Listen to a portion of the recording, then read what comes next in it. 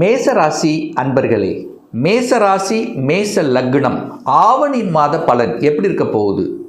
உங்கள் ராசிநாதன் யார் அப்படின்னா செவ்வாய் பகவான். அந்த செவ்வாய் பகவான் உங்கள் ராசிக்கு 3ஆம் இடத்துல முயற்சி ஸ்தானம், தைரிய வீரியத்தை கொடுக்கக்கூடிய இடத்துல போய் அமர்ந்திருக்கார். அப்போ அங்கே ராசிநாதன் அங்கே மிதுனத்தில் 3 நட்சத்திரங்கள் இருக்குது. அங்கே யாருடைய மூலமாக பிரயாணம் பண்ணுறாருன்னா மிருகசீரிஷ நட்சத்திரம், திருவாதிரை, புனர்பூசம், இந்த 3 நட்சத்திரங்களின் வாயிலாக இந்த மாதம் பலனை தரப்போகிறார்.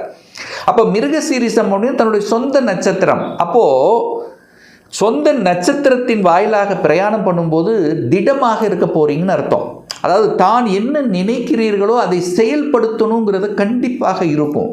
அப்போ செவ்வாய் என்னாலே வேகம், விரைவாக வேகமாக செயல்படணும், துணிச்சலோடு செயல்படணும் அப்படிங்கிற எண்ண ஓட்டங்கள் கண்டிப்பாக இந்த மேசத்துக்கு இருக்கும். அப்போது தன்னுடைய ஆசைகளை நிறைவேற்றக்கூடிய அமைப்புங்கிறது இந்த மாதம் இருக்கிறதுன்னு சொல்கிறேன். ஏன்னா செவ்வாய் எங்கள் திருவாதிரை என்ன ராகு 11ஆம் இடத்துல இருக்குது. நிறைய ஆசைகள் இருக்கும். உங்கள் மனசில் சில ஆசைகள் இருந்து கொண்டிருக்கும். அந்த ஆசைகளை நிறைவேற்றக்கூடிய வகையில் இந்த மாதம் இருக்குது. அப்போ ஏதோ ஒரு ஆசை உங்கள் மனசில் இருக்கும் பாருங்கள், அது பூர்த்தி செய்யக்கூடிய அமைப்புங்கிறது இந்த மாதம் நிச்சயமாக நடக்கும். ஆனால் அதே சமயத்தில் செவ்வாய் ராகுவோட நட்சத்திரத்தில் இருக்கும்போது கோபமும் வரும். அதுதான் உங்களுடைய மிகப்பெரிய டிராபேக் அப்படின்னு சொல்லுவேன். அப்போ கோபத்தை தூண்டக்கூடிய சில விஷயங்களும் உங்களுக்கு ஏற்படுத்தும். அங்கே மட்டும் கொஞ்சம் நிதானம், பொறுமை அவசியம் என்பதையும் இந்த மேசராசி என்பவர்கள் புரிந்து கொள்ள வேண்டும். அதற்கப்புறம் பார்த்தீங்கன்னா செவ்வாய் புனர்பூச நட்சத்திரத்தில் டிராவல் பண்ணுவார். புனர்பூசம் அப்படிங்கிறது குரு பகவான். அந்த குரு பகவான் உச்சமாக 4ஆம் இடத்துல உங்கள் ராசிக்கு 4ஆம் இடமான சுகஸ்தானத்தில் அமர்ந்திருக்கார். அது உங்கள் ராசிக்கு 9க்குரியவன், பாக்யஸ்தானத்தின் அதிபதி. அப்போது நல்ல பாக்கியங்கள் கிடைக்கக்கூடிய, உங்கள் ஆசைகள் நிறைவேறக்கூடிய, நீங்கள் எதை, அதாவது அந்த குரு அப்படிங்கிறது பாக்யாதிபதி அல்லவா? அப்போ ஒரு ப்ரமோஷனுக்காக நினைத்து கொண்டு இருக்கக்கூடிய பாக்கியங்கள், அல்லது வெளிநாட்டுக்கு போகணுங்கிற முயற்சி எடுக்கக்கூடிய பாக்கியங்கள், அல்லது வீடு வண்டி வாகனங்கள் வாங்கணும் என்கின்ற ஆசைகளை நிறைவேற்றக்கூடிய தன்மைகள், இதெல்லாமே கிடைக்கும். ஏன்னா உங்கள் ராசிநாதன் முயற்சி ஸ்தானத்தில் உட்கார்ந்திருக்கார். அப்போ முயற்சியால் வெற்றி பெறக்கூடிய தன்மை உண்டு, டிராவல் உண்டு, புதிய ஒப்பந்தங்கள் கிடைக்கக்கூடிய வாய்ப்புகள், சந்தர்ப்பங்கள் கண்டிப்பாக உண்டு. இசை சம்பந்தப்பட்டதில் சில பேருக்கு வாய்ப்புகள் தேடி வரும். அதாவது சினிமா சார்ந்த கலைத்துறையில் என்ட்ரி ஆவதற்கான சந்தர்ப்பங்கள் ஒரு சில மேசத்துக்கு கண்டிப்பாக ஏற்படுத்தும். அதில் மாற்று கருத்து இல்லை. அது எப்போ ஏற்படுத்தும் அப்படின்னா இந்த மாதத்தினுடைய இறுதியில், அதாவது கலைத்துறைக்கு சொந்தக்காரரான அந்த சுக்கிர பகவான் ஆவணி மாதம் 16ஆம் தேதிக்கு அப்புறம் நேராக உங்கள் ராசியை பார்க்க ஆரம்பிக்கிறார்.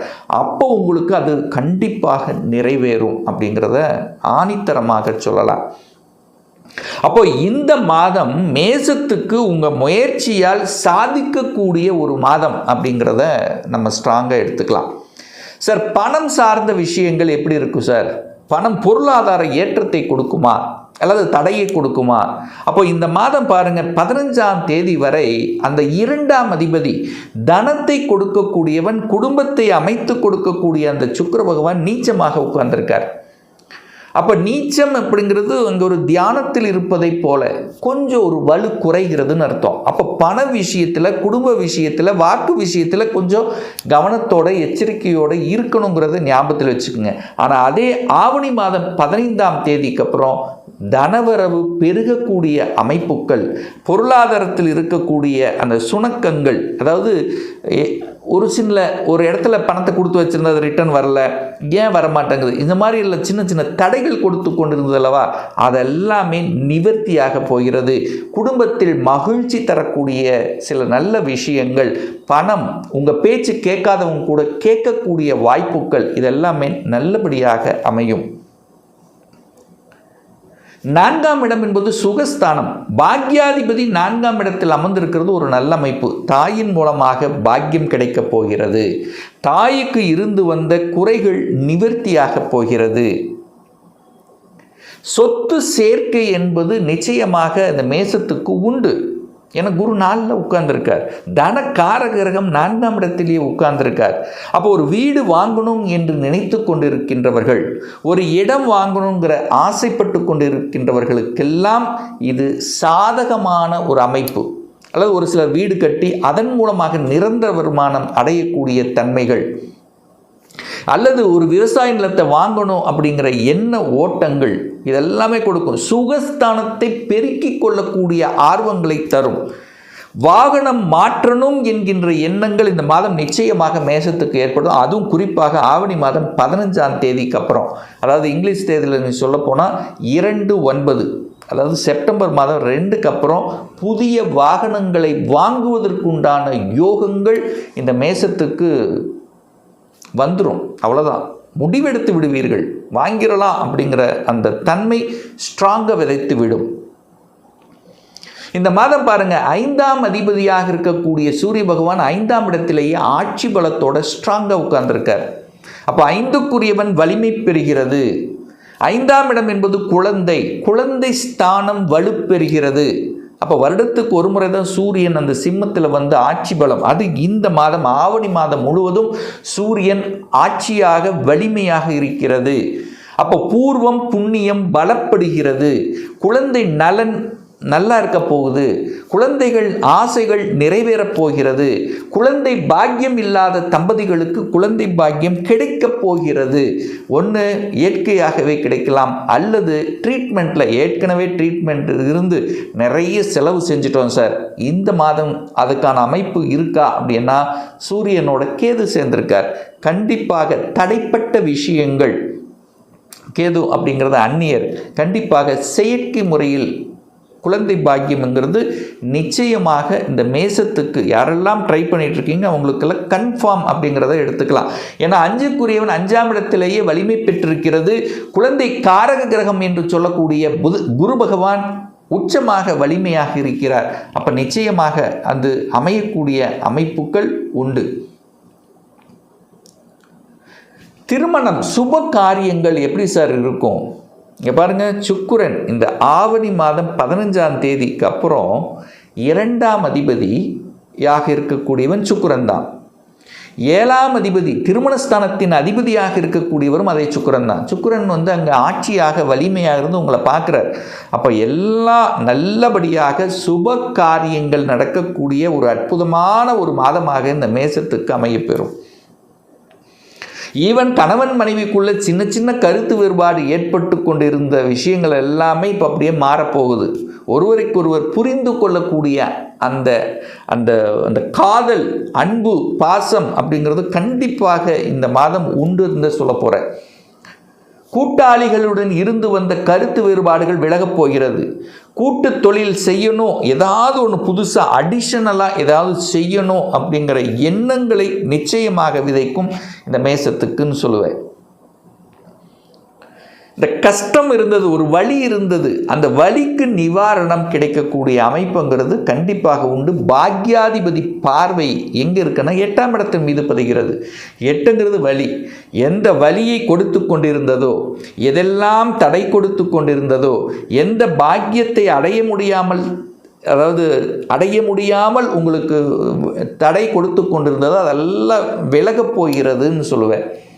அதுவும் குறிப்பாக வெளியூர் வெளி மாநிலத்துக்கு சென்று பிழைக்கக்கூடிய அமைப்புகள் இந்த மேசத்துக்கு நிறையவே உண்டு. இந்த மேசராசி என்பர்கள் அல்லது மேச லக்னத்தில் பிறந்தவர்கள் படிப்புக்காகவோ அல்லது வேலைக்காகவோ தொழிலுக்காகவோ வெளியூர் வெளி மாநிலம் வெளிநாட்டுக்கு சென்று வரக்கூடிய பாக்கியங்கள் இந்த மாதம், இந்த ஆவணி மாதம் நிச்சயமாக உண்டு அப்படிங்கிறத ஸ்ட்ராங்காக சொல்லலாம். பாக்யாதிபதி 9ஆம் அதிபதி உச்சம். அப்போ 9 அப்படிங்கிறது தந்தையை குறிக்கக்கூடிய கிரகம் உச்சமாக இருக்கிறது. தந்தையை குறிக்கக்கூடிய காரகிரகம் சூரியன் ஆட்சியாக இருக்கிறது. அப்போ தந்தையால் நன்மை உண்டு இந்த மாதம். தந்தையின் மூலமாக அனுகூலம், ஆதாயம் கிடைக்கக்கூடிய ஒரு மாதமாகவும் இந்த மேசராசி என்பவர்களுக்கு உண்டு. தந்தையினுடைய அரவணைப்புங்கிறது உண்டு. தந்தையினுடைய சொத்துக்கள் சார்ந்த விஷயங்கள் நன்மை தரக்கூடிய ஒரு மாதமாகவும் அமையப்பெறுகிறது. அந்த பாக்யாதிபதி 10ஆம் இடத்தை பார்க்கும்போது தொழிலில் ஒரு பாக்கியம் கிடைக்க போகிறதுன்னு சொல்லலாம். அப்போ ஒரு தொழில் செஞ்சிட்ருக்கீங்க, அதில் அடுத்த வளர்ச்சி, அடுத்த பரிணாமம், ஒரு சேஞ்சஸ், ஒரு மாற்றம், இதெல்லாம் நல்லபடியாக இருக்கும். மாறணும்னு நினைக்கிறவங்க கண்டிப்பாக மாறிக்கொள்ளலாம். வேலை இல்லாமல் காத்து கொண்டு இருப்பவர்களுக்கு வேலை பாக்கியம் கிடைக்கக்கூடிய அமைப்புகள், லாபங்கள் கிடைக்கக்கூடிய அமைப்புகள் அப்படிங்கிறது நல்லபடியாக உண்டு. என்ன கொஞ்சம் அலைச்சல், திருச்சல், டென்ஷன், ப்ரெஷர் கொஞ்சம் கொடுக்கும். கோபப்படக்கூடாது, ஆக்ரோஷப்படக்கூடாது. இந்த கோபம், ஆக்ரோஷம் என்பதை முழுமையாக தவிர்க்கப்பட வேண்டும்.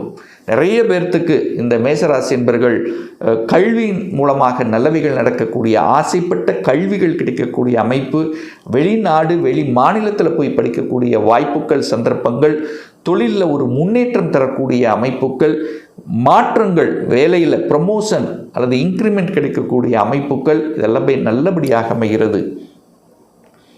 ஒரு நல்ல தெய்வ வழிபாடு இந்த மாதம் அப்படின்னு நீங்கள் எடுத்துக்கிட்டீங்க அப்படின்னா, இந்த மாதம் பாருங்கள், ஆவணி மாதம் 19ஆம் தேதி, அதாவது 5/9/2026 அன்று சனிக்கிழமை அன்னைக்கு சனி பகவானுடைய ஜெயந்தி வருது, பிறந்த நாள் வருகிறது. அப்போ இந்த மேசராசி என்பவர்களுக்கு யாருக்கெல்லாம் சனி புத்தி நடந்து கொண்டிருக்கிறதோ, அந்த சனியினுடைய புத்தி நடந்துட்டு இருக்கிறவங்களெல்லாம் கண்டிப்பாக அன்றைய தினம் போய் வழிபடும்போது நிச்சயமாக தொழில் சார்ந்த விஷயத்தில் இருக்கக்கூடிய தடைகள் விலகப் போகிறது. ஏன்னா சனி பகவான் அப்படிங்கிறது உங்களுக்கு தொழிலுக்கு கொடுக்கக்கூடியவனே, லாபத்தை கொடுக்கக்கூடியவனும் அதே சனிதான். அப்போ தொழில் ரீதியாக சில பிரச்சனைகளை சந்தித்து கொண்டிருக்கக்கூடியவர்கள் அன்றைய தினம் நவ கிரகத்தில் இருக்கக்கூடிய சனி பகவானை சென்று வழிபடுவது அனைத்து விதத்திலும் நன்மை தரும். கடன் இருக்குது, ஹெல்த் பிரச்சனை, ஸோ இந்த மாதிரி இருக்கின்றவர்கள் அன்றைய தினம் வழிபடுவது மேன்மையை கொடுக்கும். அதே போல் பார்த்திங்கன்னா ஆவணி மாதம் 26ஆம் தேதி, அதாவது 12/9/2026 செவ்வாய்க்கிழமை, அதாவது செவ்வாய் ஜெயந்தி அன்னைக்கு சனிக்கிழமை வருது. அப்போது செவ்வாய் பகவானுடைய பிறந்த நாள், உங்கள் ராசி அதிபதியினுடைய பிறந்த நாள் வருது. ஸோ அன்றைக்கு போய் நவகிரகத்தில் இருக்கக்கூடிய செவ்வாய் பகவான் அல்லது முருகப்பெருமானை சென்று வழிபடும்போது உங்களுக்கு எதெல்லாம் உங்கள் மனசில் ஆசை வச்சிட்ருக்கீங்க பாருங்கள், அந்த ஆசைகள் நிறைவேறக்கூடிய தன்மை.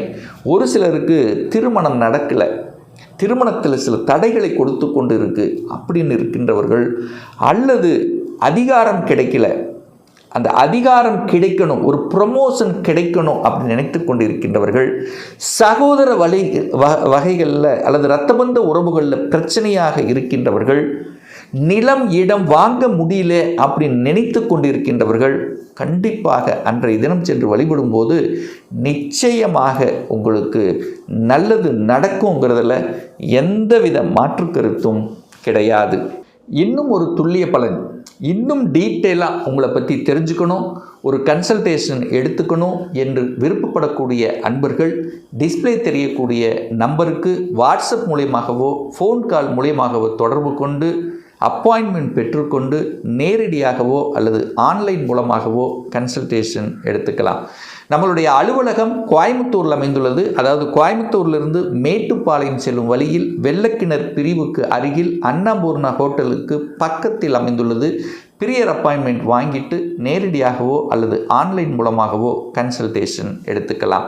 மீண்டும் ஒரு நல்ல பதிவில் உங்களை சந்திக்கும் வரை உங்களிடமிருந்து விடைபெறுவது உங்கள் அஸ்ட்ராலஜர் டாக்டர் சதீஷ்.